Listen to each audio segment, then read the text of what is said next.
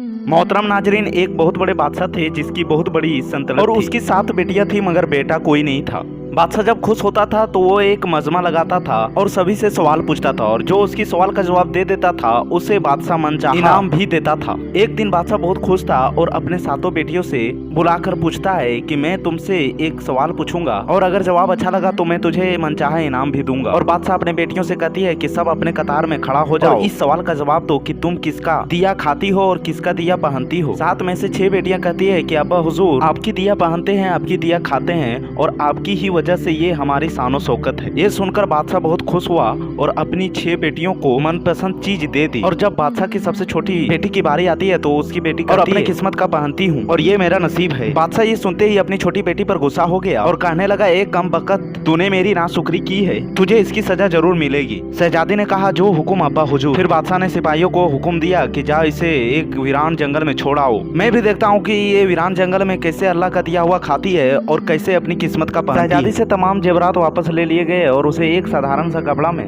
बगैर किसी साजो सामान के उसे एक जंगल में छोड़ देते हैं। लेकिन शहजादी को अल्लाह पर बहुत यकीन था, बहुत भरोसा था और वो इस बात को मानती थी कि जो हमारे किस्मत में लिखा वो मुझे जरूर मिलेगी। जब सिपाही शहजादी को छोड़कर चले गए तो शहजादी जब चारों तरफ जंगल की ओर देखता है तो उसे सिर्फ दरख्त ही दरख्त नजर आता है और दोपहर से शाम होने वाली ही थी कि तो फिर शहजादी ने सोचा कि क्यों ना लकड़ियों को जमा करके रख लूं ताकि रात को आग जला सकें और कोई जानवर भी पास में नहीं आएगा, रात भी गुजर जाएगी। तो शहजादी लकड़ी को ढूंढने के लिए जंगल की ओर चल पड़ी। तो उसकी नजर एक झोपड़ी पर पड़ी जहाँ एक बकरी चर रही थी और अंदर से खांसने की आवाज आ रही। पहले तो शहजादी देखकर हैरान हुई कि इतनी वीरान जगह पर झोपड़ी है। जब शहजादी उस झोपड़ी के अंदर दाखिल हुई तो वहाँ पर देखता है कि एक बूढ़ा चारपाई पर लेटा हुआ है और खांसते खांसते पानी पानी पुकार रहा है। तो शहजादी इधर उधर पानी को ढूंढने लगती है तो कोने में एक जग में पानी भरा हुआ मिलता है। तो एक गिलास में शहजादी पानी भर के उस बूढ़े शख्स को दे देता है और झोपड़ी की साफ सफाई करने लगती है। तो इतना में ही वो बूढ़ा शख्स बोलता है कि बेटी तुम कौन हो और इतने बड़े जंगल में तुम अकेली क्या कर रही हो। तब शहजादी उसे बताती है कि वो यहाँ कैसे पहुंची। वो बूढ़ा जहीब शख्स शहजादी को झोपड़ी में ही रहने को बोलती है और शहजादी से कहता है कि मैं शहर में काम करता हूँ और सुबह होते ही मैं शहर की ओर चला जाऊंगा और 8 दिन के बाद घर वापस आऊंगा। तुम यही झोपड़ी में रहो, खाने का सामान भी यहाँ पर नदी पास में ही है, वहाँ से तुम घड़ा में पानी भर कर ले आना। और सुबह होते ही वो बूढ़ा शख्स शहर की ओर चला जाता है और शहजादी यहाँ अकेले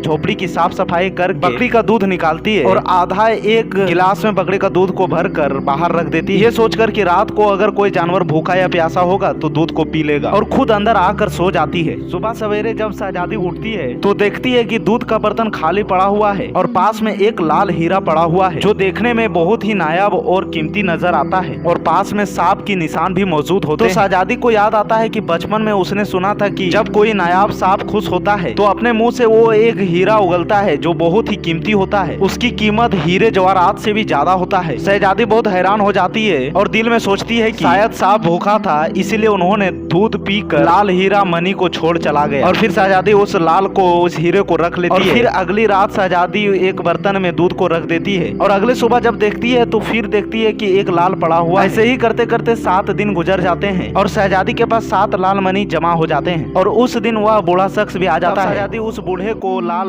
दिखाती है और सारा वाकया बयान करती है और शहजादी उस बूढ़े शख्स को 3 हीरे दे देती है और कहती है कि शहर जाकर इस हीरे को बेच दो और आते वक्त अपने साथ महल को बनाने वाले मजदूर को भी साथ में ले बाकी के 4 हीरे को शहजादी गले का हार बनाकर पहन लेती है और कुछ ही दिनों में जंगल में एक आलीशान महल तैयार हो जाती है जिसमें बूढ़ा जहीफ और शहजादी रहने लगते हैं। एक ऐसा महल जिसमें सारी ऐशो आराम, नौकर चाकर और दुनिया की तमाम नेमतें उस महल में मौजूद होती है। और शहजादी जंगल में एक लकड़ी की फैक्ट्री लगा देती है जिसमें गरीब मजदूर काम करते हैं और उससे गरीब की रोटी भी चलती रहती है। देखते देखते एक जंगल शहर नुमा बन जाता है और दूर दूर तक धूम मच जाता है कि शहजादी बहुत रहम दिल वाली है। और ये खबर जब बादशाह के पास पहुंचती है तो बादशाह के दिल में एक चाहत सी हो जाती है कि देखूं तो सही कि कौन सी शहजादी की इतनी बड़ी तारीफ है। बादशाह सिपाहियों के हाथ से एक पैगाम को भेजता है और जब बादशाह के सिपाही शहजादी के पास मिलने जाते हैं और जब बादशाह के पैगाम के बारे में शहजादी को बताती है तो शहजादी बोलती है कि बादशाह सलामत हमसे एक शर्त पर ही मिल सकते हैं कि वो तमाम बेटियों को अपने साथ में लेकर आए। सिपाही बादशाह को जाकर ये पैगाम को दे देते हैं। एक दिन बादशाह अपनी तमाम बेटियों के साथ शहजादी के महल को जाता है तो शहजादी उसको एक हिजाब में मिलती है और उसके लिए 7 रंग की खाना खिलाती है और हर खाने के साथ उसी रंग जोड़ा और जबरात पहन कर आती है। महल की शानो शौकत और खूबसूरती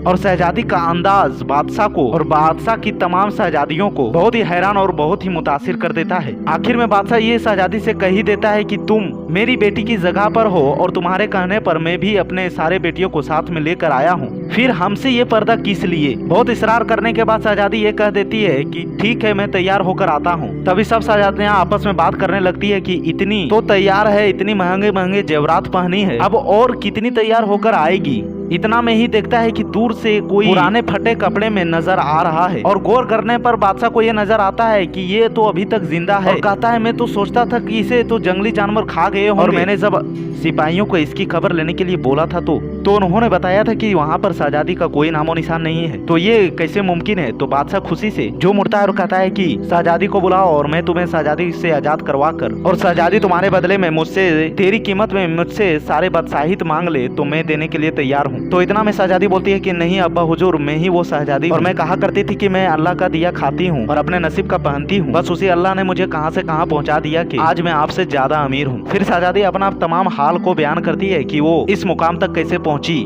और अपने गले का माला दिखाती है जिसमें अभी तक 4 लाख हीरे के मनी मौजूद होते हैं। ये सुनकर तमाम शहजादियां दिल में रश्क करने लगते हैं और सोचने लगती है कि तब हमने यही कहा होता कि मैं अल्लाह का दिया खाती हूँ और अल्लाह का दिया पहनती हूँ। दोस्तों, हमें हमेशा अल्लाह ताला की ज़ात पर यकीन और भरोसा रखना चाहिए। वो अपने चाहने वालों को कभी तनहा नहीं छोड़ता। अल्लाह ताला जो भी दे रहा है आपको, उसमें आपको अल्लाह ताला का शुक्रिया अदा करना चाहिए।